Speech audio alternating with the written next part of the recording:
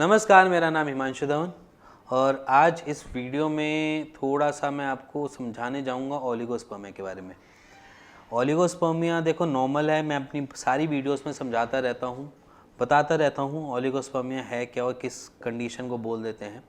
But आज मैं आपको थोड़ा सा अपने पेशेंट के बारे में बताऊँगा। मैं उनका नाम नहीं सामने डिस्क्लोज़ करूँगा,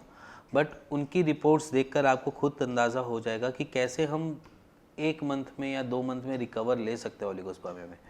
अगर आप अभी तक जिंक के कैप्सूल्स ले रहे हैं, अभी भी आप प्रोटीन के डेरिवेटिव्स एज इन कैप्सूल्स या सप्लीमेंटेशन ले रहे हैं और उसके बाद भी आपके स्पर्म काउंट नहीं बढ़ रहे हैं, तो इट मीन्स कहीं ना कहीं कोई और इशू हो सकता है।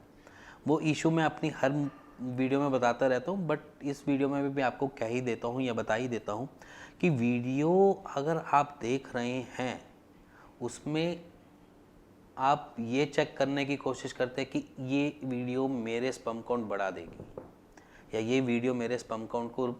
आराम से बढ़ा देगी, या ये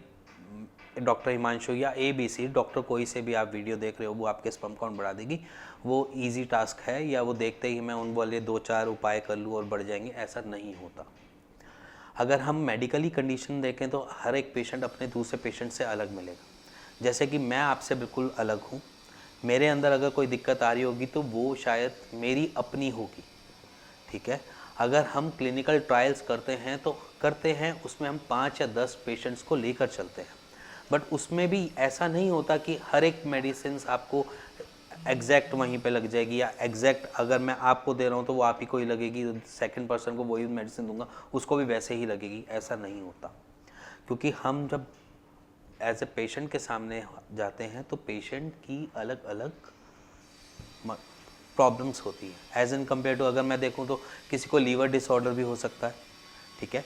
कि लीवर डिसऑर्डर माने कि लीवर की फंक्शनिंग कम होना जिसकी वजह से उसकी पूरी बॉडी पे ही लैक हो रहा हो। अगर मान के चलो अगर आपको लीवर डिसऑर्डर है तो आपकी एपेटाइट कम मिलती है, जैसे कहते थे हम जॉइंटिस पी लिया कि आपका खाना पीना थोड़ा कम हो गया या फैटी लीवर हो गया है, बार बार बब्स आ रहे हैं, बार बार आपको एपिगैस्ट्रियम माने कि ये वाली जगह आपकी फूल रही है, ब्लॉटेड हो रही है, तो इस कंडीशन में भी एक हम अलग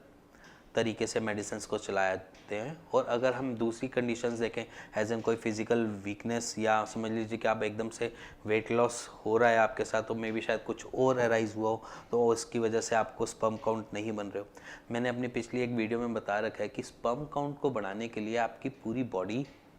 अलग अलग टाइम पे अलग अलग काम करती है और उस काम के बाद वो आपके स्पर्म काउंट को एनरिच करती है या एनहेंस करती है। तो एनरिच और एनहेंस करने के लिए उसको न्यूट्रिशन चाहिए होता है। हम न्यूट्रिशन जो मिलते हैं वो हमारे फूड इनटेक से मिलते हैं या खाना के ज़रिए से मिलते हैं। अगर खाना सही नहीं होगा या खाना आपके प्रॉपर आपकी बॉडी में एसिमुलेट नहीं हो रहा, या एज इन वो आपके स्टमक से बाहर निकल जाता है, एज इन स्टूल से बाहर निकल जाता है, या जितनी बारी भी आप खाना खाते हैं उसके बाद आपको फ्रेश होने जाना पड़ता है, तो वो इट मीन्स कि कुछ ना कुछ ऐसी ट्रबल आपके साथ लगी हुई है डाइजेशन इशू से रिलेटेड। और अगर मैं बोलूँ कि कोई और डिस्टर्बेंस, जैसे कि मान लीजिए हम देखते हैं पेशेंट्स को अलग अलग प्रॉब्लम्स भी राइज होती है, एज इन स्पर्मेटोजेनेसिस के प्रोसेस को हम एनहेंस करना चाहते हैं तो वो एनहेंस नहीं कर रहा है, या उनकी प्रोडक्शन इतनी ही है जितनी वो आपके सामने सीमेन एनालिसिस में शो कर रहा है, बट वहाँ पर भी हम स्पर्म काउंट को एनहेंस कर सकते हैं, उसकी मोटिलिटी बढ़ा सकते हैं, उसकी मॉर्फोलॉजी सुधार सकते हैं। और अगर मैं यहाँ इस कंडीशन में की बात करूँ, ओलिगोस्पर्मिया की बात करूँ, तो यहाँ पर किसी भी आयुर्वेद डॉक्टर के पास 90% की सक्सेस रेट मिल जाएगी आपको ओलिगोस्पर्मिया में। वो इसलिए मिल जाएगी क्योंकि ईजी टास्क है। आयुर्वेद के लिए एज इन स्पर्म काउंट बढ़ाना ईजी टास्क है एज़ कम्पेयर टू अगर मैं दूसरे डॉक्टर्स की बात करूं, या मैं आपको IVF क्लिनिक की बात करूं, या अगर मैं बात करूं तो सिर्फ नॉर्मल IVF नहीं, तो अगर आप नॉर्मल अपना किसी भी ऐसे एलोपैथिक के पास गए हैं, उनके पास सप्लीमेंटेशन है, वो भी सप्लीमेंटेशन एनहेंस करने के लिए ही दी जाती है कि आपकी बॉडी एनरिच हो, न्यूट्रिशन से भर जाए और वो आपके स्पर्म प्रोडक्शन को बढ़ा सके। उसके पीछे कोई और रोल नहीं होता। बट हमारे उसमें क्या होता है, डाइजेशन रोल करता है, हमारे उसमें लीवर रोल करता है, हमारे ट्रीटमेंट में इसके साथ इंटेस्टाइन्स रोल करती हैं, हमारे ट्रीटमेंट में आपकी स्पर्मेटोजेनेसिस को एनहेंसमेंट के लिए रोल किया जाता है, हमारे यहाँ पर टेस्टिकल्स को बूस्ट किया जाता है, हमारे यहाँ पर टेस्टिकल्स को जान दी जाती है जिसकी वजह से वो स्पर्म काउंट बढ़ा सके। ये कंडीशन है। अब जो मैं आपको बता रहा था, एक पेशेंट थे जो हमारे आए थे ओलिगोस्पर्मिया में, विद इन 1 मंथ में उनको क्योर ले पाए। उनकी रिपोर्ट ऐसी थी कि जब वो आए थे तो उनके पास पहले 16 मिलियन स्पर्म काउंट थे, 16 मिलियन थे, मैं नहीं कहता कि बेकार रिपोर्ट है, क्योंकि अगर WHO की कहते हैं, वर्ल्ड हेल्थ ऑर्गेनाइजेशन, तो ये कहती है कि 15 मिलियन में नॉर्मल है रिपोर्ट, बट उनकी 16 मिलियन थी, 1 मिलियन फालतू थी। बट वहाँ पर वो कंसीव नहीं कर पा रहे थे, उनके स्पर्म काउंट लो होने की वजह से उनको किसी ने IVF भी रिकमेंड कर दिया था, बट वो आज की डेट में IVF तो नहीं उनकी नीड पड़ी, बट उन्होंने अपने ही इसी ट्रीटमेंट से, IVF ट्रीटमेंट से उन्होंने 32 मिलियन स्पर्म काउंट अचीव कर लिया और 160 मिलियन एज ए कंसंट्रेशन उनकी आ रही है, 160 मिलियन एज ए कंसंट्रेशन उनकी स्पर्म काउंट में नज़र आ रही है, और वो अच्छी बात है। ये रिपोर्ट एग्जैक्ट बहुत अच्छी है, इसमें आराम से वो कंसीव भी कर पाएंगे और इसके आगे उनको ट्रबल्स एज सच नहीं आने वाली, जो स्पर्म काउंट लो होने की troubles as in couples face करते हैं। बट यहाँ पर एक ऐसे पेशेंट की बात बता रहा हूँ जो एक नॉर्मल थे, मतलब उन्होंने IVF रिकमेंड किया, उन्होंने कहा एक ट्राई तो करना बनता है, क्योंकि अगर मैं बात करूँ अगर मेरे को कोई सर्जरी रिकमेंड कर देगा और मेरे को कहे कि आप होम्योपैथ से ठीक हो सकते हो या आयुर्वेद से ठीक हो सकते हो, तो शायद मैं एक ट्राई तो दूंगा। तो उन्होंने वो एक ट्राई शायद आयुर्वेद को दिया, और जिसकी वजह से उनको वो चीज़ अचीव भी हो गई, और आज की डेट में वो बिल्कुल कंप्लीटली फिट एंड फाइन है, उनको अभी ओलिगोस्पर्मिया की ट्रबल नहीं है। और ये ऐसा नहीं है कि आज आपने मेडिकेशन ली और कल तक आपके ख़त्म हो जाएंगे या कल तक आप दोबारा उसी जगह पे आ जाओगे।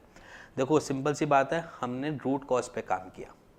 हमने उनका सिस्टम देखा, सिस्टम में अगर कुछ खामी है, उनके पूरी बॉडी में कुछ खामी है, उसको ठीक करने की पहले कोशिश करी। स्पर्म काउंट तो अपने आप ही एनरिच हो जाते हैं, उसके लिए सिर्फ हमने 1 या 2 दवाई चलानी पड़ती है, बाकी जो आपका सिस्टम दुरुस्त कर देंगे, जिसकी वजह से आपको आगे वाली आने वाली ट्रबल्स में बचाव भी हो जाएगा और उससे आप सेफ भी हो जाओगे।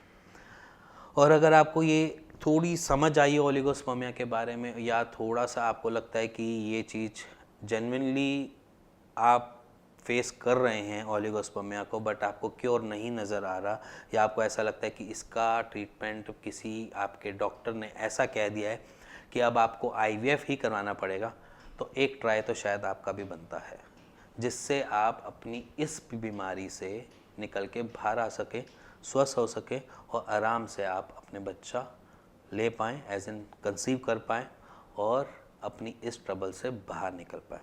और अगर आपको ये वीडियो पसंद आई हो तो please like, share, bell icon दबा दीजिएगा। और हैप्पी दिवाली। इस दिवाली पे आप भी स्वस्थ रहें, मैं भी स्वस्थ रहता हूँ, ठीक है। और आपका ओलिगोस्पर्मिया या कुछ भी ऐसे ट्रबल्स हैं उसको भुला दीजिए थोड़े टाइम के लिए।